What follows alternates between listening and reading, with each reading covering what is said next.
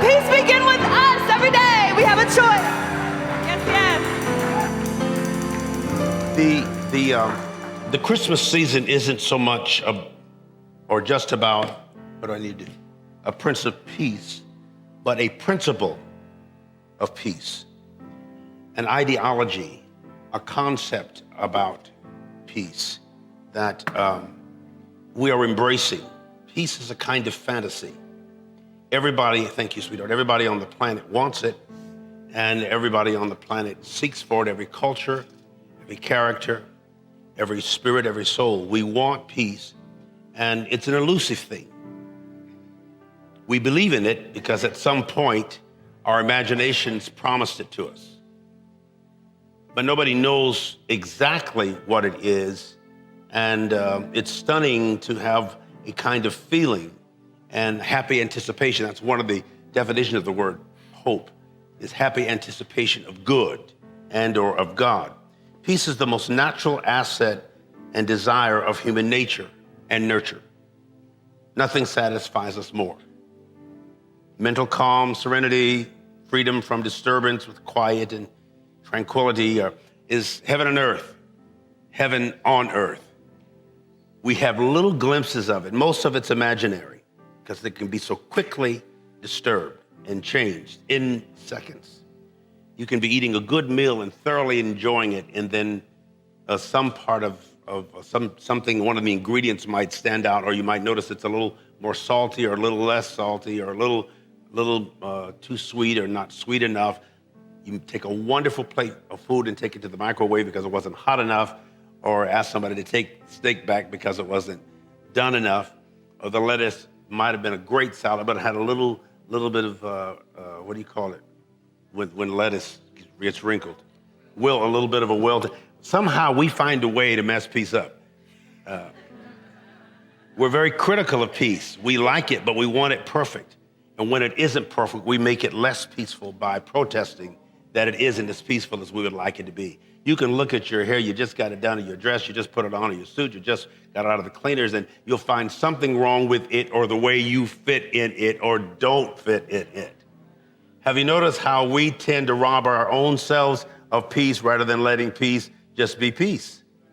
One of the reasons is we're afraid of peace. It's intimidating because it's so difficult to gain and then maintain for extended periods of time. Once peace is there, there's this crazy fear that it might go away because it does go and come. And I'm redirecting my thinking to where I don't have this mentality that this thing can't happen, and if it does happen, it can't last, and stop finding ways to disrupt it or interrupt it or corrupt it by bad thinking or irresponsible thinking. So my topic is peace is possible, and it is. In fact, I sign all my autographs for the last probably 20 years. I've always put, when I've signed my books and things, I've always put peace is possible, but I'm knowing at the same time it's not usually probable. You probably ain't gonna have it, but the idea that it's a possibility is in itself an element of peace. Turn to somebody and say, peace is possible. I don't know anybody who doesn't believe in it in a sort of a fantasy-like way. So it is something, peace is a life source and it's a life force. And here at All Souls, all this month, we consider, and really permanently, we consider ourselves peace agents and peace brokers. That's what most religions consider themselves to be, or churches or communities. Everybody, even if it's a bank, your ultimate desire is to get money or give it or loan it and get money back from it. We're always trying to find that place. A millionaire once said to me, once you get 10 million, you want 50 million. Once you get 50 million, you want 100 million. Once you get 100 million, you want 500 million.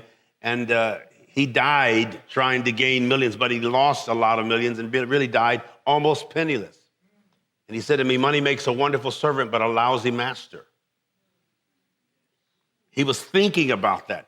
Most of us have gotten to places and spaces and maybe a pace where there's this strange period of peace. If this is the season of peace, what peace have you experienced yourself? Ask yourself, have I really ever experienced peace? And if I did, what were the circumstances around it? How long did it last? How did you make it last? Did you make it last? Whatever that means. So at the same time, while we're trying to be brokers and agents of peace, we're responsible to notice the things that prevent or impede peace in our character, in our church, in our country, in our culture. Again, it's not just Christmas, just not the time about the Prince of Peace, but a principle of peace, even a precipice of peace. We're almost there. We're standing on the precipice of peace. Pastor Marlon was alluding to in the last service how for this period of America's progressive growth, everything seemed to be moving forward. We had the first African-American president and family in the White House, and they seemed to so many of us, not just African-Americans, but so many Americans, as stellar human beings and decent people, courteous people, kind people, loving people, even many who insisted they were not Christians. I know their background. I know their former pastor. I know the church that they went to in Chicago, have actually spoken there. And I knew some of their principles and the people around them back when Obama was a senator. And it just looked good. The LGBT community was advancing faster than the civil rights movement was, even though that is a civil rights, the freedom of all people. And it just seemed like that we were coming together, and I felt good about my new way of thinking and this expanded way of thinking. And then all of a sudden, it just stopped, and like everybody went, I think even the president, he said, what happened here?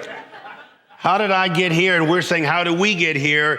And why is all this hatred and anti-Semitism and hate crimes and bullying, and where does that energy come? I didn't even know it was here. It was like, don't be offended by this, just notice the point. It was like a big coming out party for all the haters on the down low occurred. Yeah, people we didn't think hated or is make America great or hate again legally. If I found it bothersome, and I've been more distracted by this concept of what's happening in our country, the carelessness or the insensitivity to hurting people, especially around our borders, and break peace and build up walls and keep the others out and don't lose control. And this tension has been frightening, and so many evangelical friends of mine, fundamentalists, are heavily involved in what we would consider the other side, and the Prince of Peace doesn't seem to be so prevalent over there, nor the principle of peace. Many of those who are pro-lifers, and I am one of the pro-lifers, but I'm also pro-choice. But some of the most profound pro-lifers are pro-haters. I mean, pro-deathers, I should say, not haters, pro-death. I mean, we're big capital punishment proponents, and why that Oklahoma would have the largest prison population in the country and the largest female prison population in the world. And this is the Bible of the buckle belt, and we know how to use both the Bible and the buckle. Bible quoters and Bible toters, and of course I've come from that tradition all my life, so I'm a little bit sensitive about how it appears in the earth. But the precipice of peace, the principle, by principle I mean a fundamental truth or proposition or position that serves as the foundation, the rudiments for a system of belief or a system of behavior.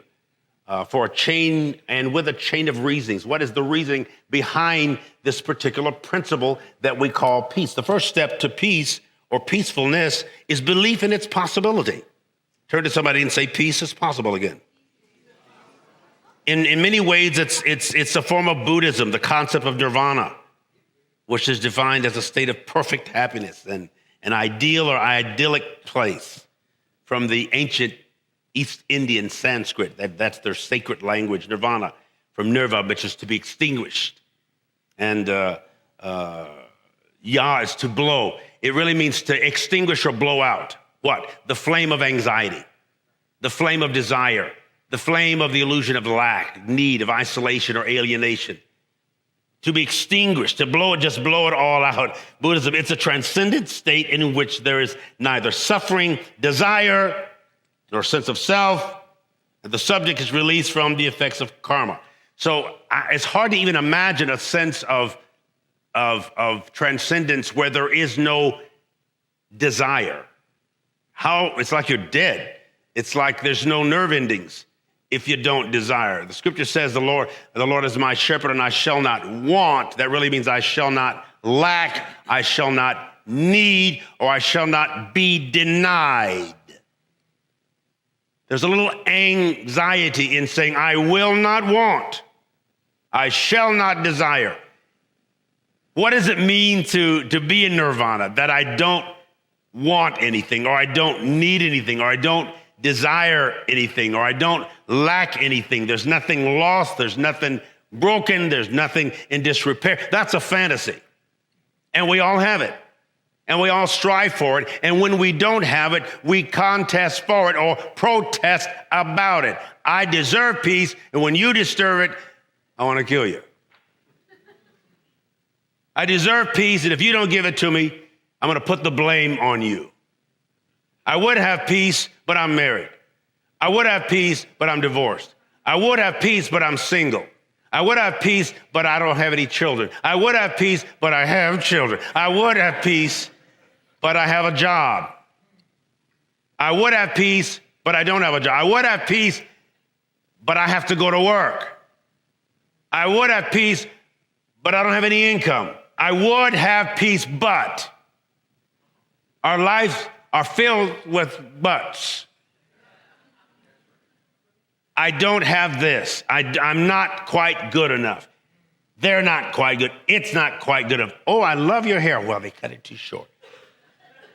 Boy, your fingernails are cool. Well, I didn't want it quite that color. Are you losing weight? Well, I need to lose 10 more pounds. I mean, you always find some way to discredit what you think was going to be your peace. Peace is possible, but we don't believe it's probable. And I wrestle with it probably won't last.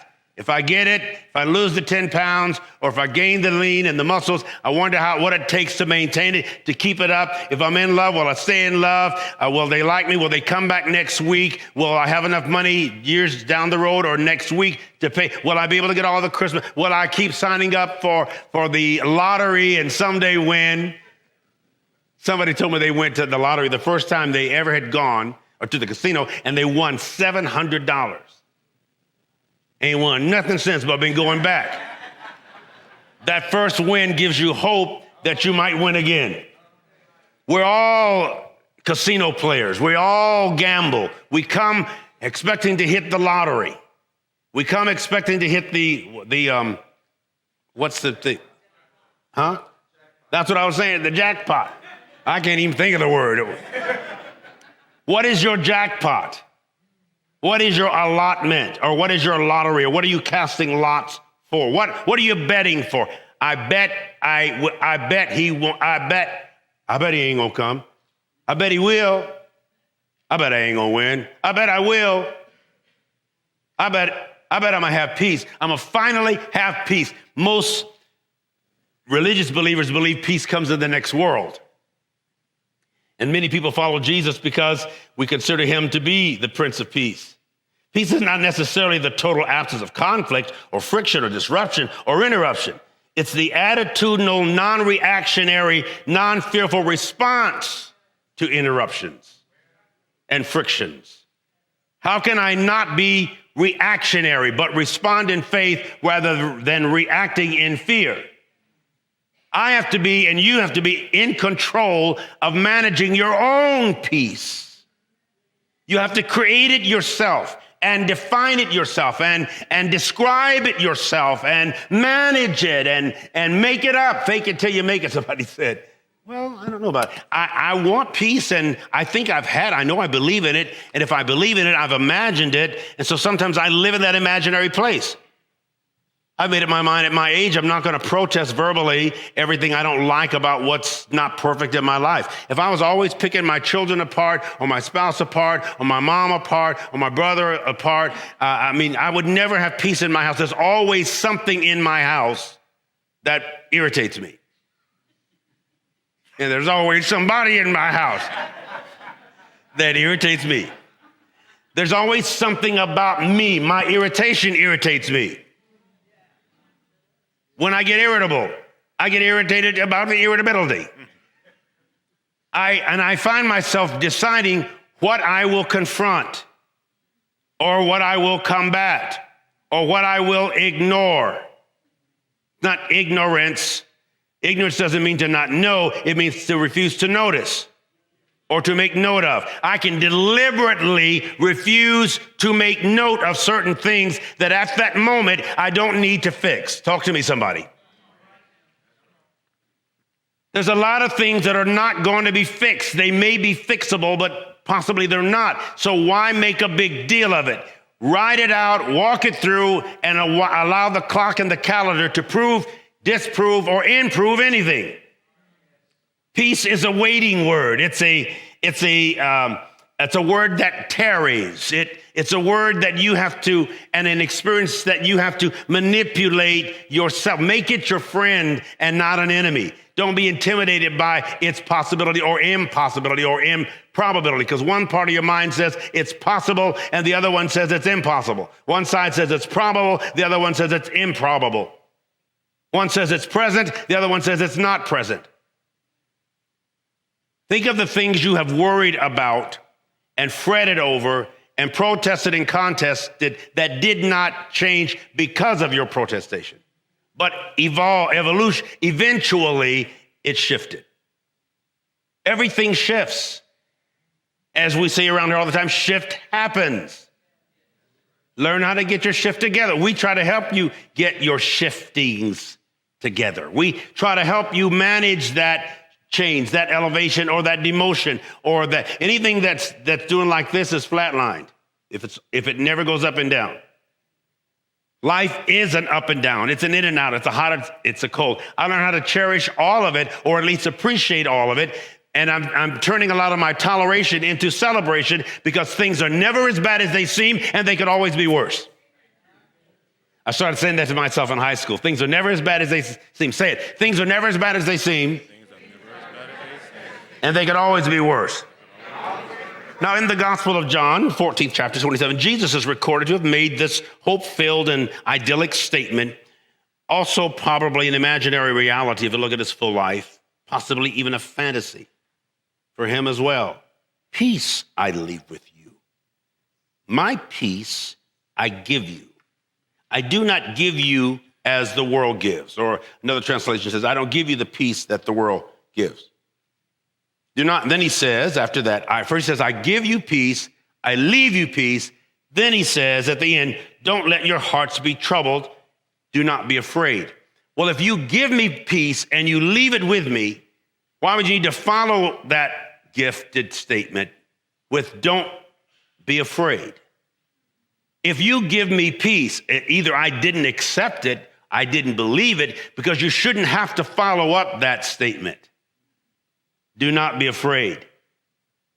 Do not let your hearts be troubled. Of course, it's like me saying, I give you this meal.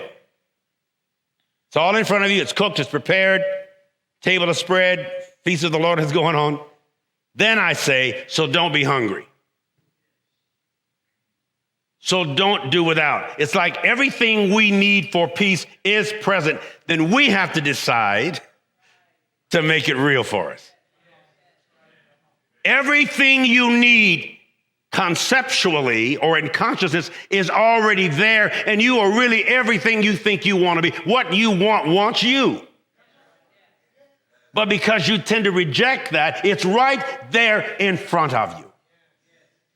And you believe in it, or you wouldn't even miss it if it was gone, or you wouldn't even doubt or question. You believe in peace, or you wouldn't even discuss it. So what you believe is already yours. You just say yes to it. I'm learning how to, because this whole fantasy about peace sometimes just seems stupid. But then at another time, it's like, wait a minute. What am I missing here? Am I just trying to fool myself? Is peace possible? Don't let your hearts be troubled. He used the word, when the reference to Jesus used it in the Greek translation of the word from Aramaic, it means to bring to peace or resolution. Resolution, I leave with you. Solution, I leave you a solution, a mixture of things. Resolution, friendliness, to reconcile, harmony, agreement. Greek word symphoneo, English word symphony. Remember, it doesn't mean to sound the same, doesn't even mean to sound alike. It just means to sound together. All of the ingredients work together. All the different variations and models and modalities of peace, they all dance around and prance around. And one of them has a red nose. Rudolph the Red. All right. What is a solution? It's a liquid mixture in which the minor component, the solute, is uniformly distributed within the major component or the solvent. Resolution, to solve an issue or dissolve an issue. Peace is a projecting, anticipatory word that engages involvement and process. And it's always working. All the ingredients for the solvent are always present. You manipulate it with your mind. You mix it with your mind. You navigate it and negotiate it with your mind. Not with a bullet, sometimes not even with a ballot, but with your soul, because sometimes somebody gets voted in office with whom you disagree. You don't like anything they do or a particular party they represent, but you still have to have peace. I remember one time Julie, when Madge were playing out front, Majesty was still in the house. I didn't ever let her see it, but Julian was playing, throwing a football back and forth, and he threw it in a way that it hit his little ring finger, and the finger went straight up and back, was pointing at him. And whoever he was playing with screamed, so I ran out. And as soon as I saw the finger, I instantly didn't say a word. I just turned around and got the car because I was going to rush him to emergency. Madge came running out of the house, and Colin Bent's sister grabbed her because they were at our house and wouldn't let Madge even get out there, because had she seen Julian's finger, she probably would have freaked out. But I put him in the car, just me and him driving, and I to get his attention away from what I thought would be pain, and I said, well, looks like they're going to have to, don't worry about it, son, they'll just cut that finger right off. Because it was pointing at him, and Julian, he just sat there in the car. I said, so he wasn't even crying, he was just sort of just sitting there. I said, so Dr. John has his godfathers at the urgent care. We're going to take you. So I said, are you okay? He said, yeah, I'm okay. But I said, but don't worry, that it'll be off quickly, and they'll move the ring, and you'll be fine. Now, the idea of him losing the finger took away the pain, the physical pain that he was feeling right then. When I got him to the emergency care, I went out, opened the door for him, and we were walking slowly. He was about 8 or 9, walking toward the doctor's office. A little tear started trickling down his face. I said, what's the matter, son? He said, I just don't want to lose my finger. He wasn't thinking about the fact that his finger was pointing backwards to him. I gave him a little piece by making something worse. And then I said, this is your godfather. This is Dr. You're going to be all right. You're not going to lose your finger, son. And then his energy shifted, because peace and pain are energies. And we shift them around mentally. I told you the other Sunday last Sunday when I got up here, when I got out of the shower the next morning after Thanksgiving dinner, I'd done a lot of cooking. I saw these brown burn spots on my arm and my upper arm. I had hot grease from something I was frying, a chitlin or something I was frying. And that hot grease, I still got some left over for you, Gerald. He'll test it everyone. I got some awesomes this year, just a little left. But I remember I was so busy with the anxiety of preparing a Thanksgiving meal for my family and making sure everybody's right. And then Madge would come in, and my mom would come in, and Gina was there for a while, and people were coming in. And I don't like my grandmother used to, I don't like nobody in my kitchen when I'm cooking. Because everybody got their idea of what should be done, and I know what should be done, and I know how to do it right and best. But my mother, who's 89, kept coming in there, changing stuff. And in her mind, it's her Thanksgiving dinner. It's her house. She lives with me, and her kids are coming. She wants it a certain way. She wants us to go out to her house and get all that old raggedy stuff she's had for 40 years and bring it back there and serve the same paper plates. And you can't eat greens and chitlins on a paper plate. Now, this was a very peaceful family reunion. And usually after family reunions, everybody needs surgery and therapy. How can we turn a very peaceful situation into something without a solution? It is a mixture. It is the solution, the resolution, the dissolution. It's all there. Say it, it's all there. The ingredients are all there. We just need to know how to use them. Some people know the recipe, but they don't have the and they don't know the ingredients. Some people have the ingredients, but they don't know what the recipe is. Some people have all the ingredients and the recipe, but they don't know what's on the menu. Because sometimes the menu changes. Depends on what restaurant you're eating at, what place or rest place in your life you're at. Think first of a recipe, of a menu, what you want on the diet there. Then think about the ingredients for whatever recipe is there. And where something is lacking, put it, place it, or replace it. Look at me when I tell you, you are peace. And you really have it in you. It doesn't seem to be operating because we haven't put all the ingredients, the patience, and the bitter herbs, along with the garlic and onions, along with the celery, and the bean, or the green, or the herb, or the kale, or the hail. All of it, you got to work it all in there together. But you've got it. You make it yourself. And sometimes the recipe changes daily. But it's yours. Wrap your arms around yourself. You really are peace. You can find that nirvana, even if only temporarily. That place where karma determines how you experience yourself. What you put in, you get out. So be careful what you put in. Know why you're putting it in. Sometimes I text my friends, close friends I haven't heard from a while. I say, how you doing? What you doing? Why you doing it? And who you doing it with? It's kind of a joke. Remember, how you doing means how you dying. How are you dying today? Death is not negative.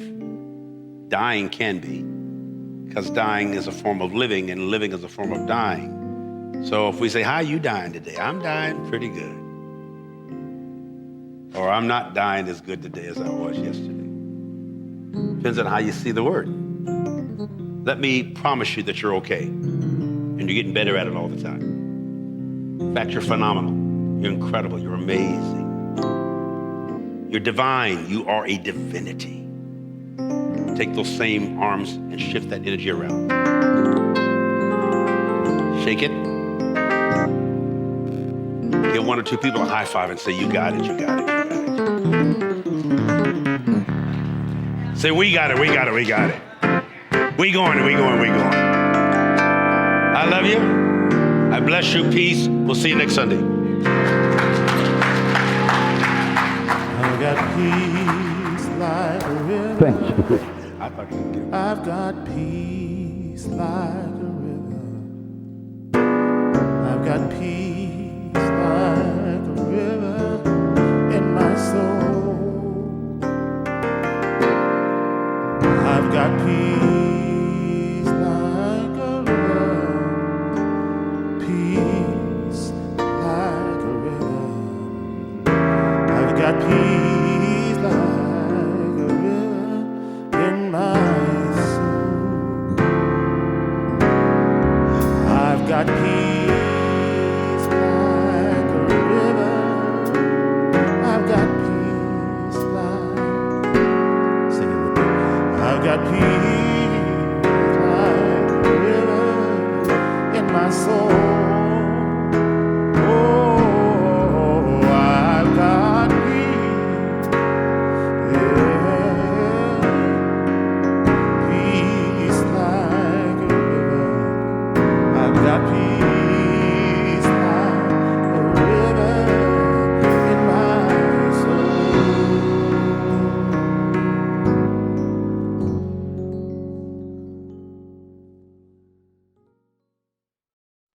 Hey, we're so happy you're visiting with us online today. We love connecting with people all across the country and around the world, sharing our powerful message of love beyond belief. There's something new happening here. You can now join All Souls as a virtual member. Our virtual membership is designed for friends who live outside of Tulsa, Oklahoma, and who want to engage with All Souls in a meaningful way. You can be part of an expanding family, a global family really, wherever you are. If you live in Oklahoma, Ohio, or Orange County, California, Canada, or Cameroon. By becoming a virtual member, you'll be able to deepen your connections with members and friends here in Tulsa and with members wherever you are. Each week, you'll receive special All Souls content tailored for you, our virtual members.